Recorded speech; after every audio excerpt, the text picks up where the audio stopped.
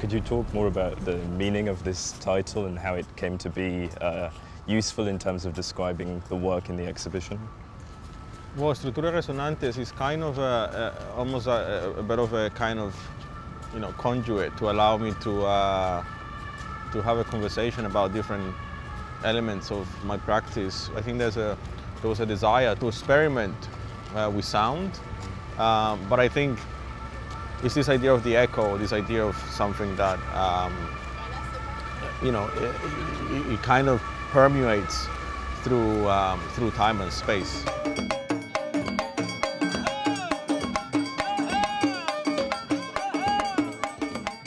Particularly in relation to the title of this curatorial project, The Economy of Living Things, I explicitly now I think for me is an opportunity to talk about around the work and maybe arriving at how some of these kind of investigations started 3 years ago with the Mercantile novel at Davis Renner in New York, and so with this installation in New York that was very much about arriving or starting from a biographical point of view and working with this a factory, and also in it is embedded an idea of immigration, but also kind of living a very kind of set social structure that I found myself in. And I think that for me was very destabilizing as a person.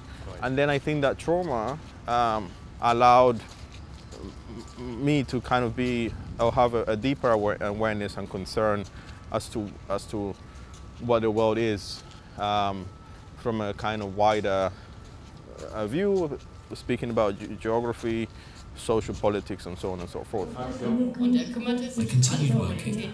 Gradually, I'm starting to talk about union matters with my fellow workers at lunchtime. In a way, the idea of resonance structures, I would argue, gives way to the possibility to include other voices, one of whom is your father, Belisarius, and a specific work, a sound work titled Belisarius Story. Could you discuss more about the development of that work and how it came into being as a project? And a couple of years ago, I found myself traveling with my father, and I thought, it would be interesting if maybe you put this kind of stories into writing. Right. And so with this installation here at the Jeu de Paume, which the story being translated into 14 different languages, and the idea is that, and the desire is to continue the translation process, is so that it somehow has an ambition for it to continue to expand and to give the opportunity for a diversity of cultures, societies to maybe be aware of this story and in it potentially find themselves a kind of or find a kind of familiarity, particularly in the context of individuals living in Europe or coming from otherness.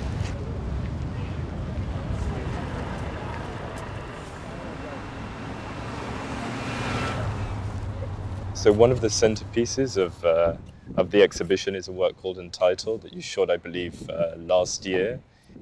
At its center is a group of Bedouin Arab Moroccan musicians kind of playing music in a live context. I was wondering if you could talk about where that work began as a project and also as a process, because in a way it's a kind of live work. To begin with, it wasn't really considered, or I didn't see it as an artwork. It's like drawing, for example. And it made me think very much about how I draw, this kind of idea of carrying equipment with you, a piece of paper, a pen.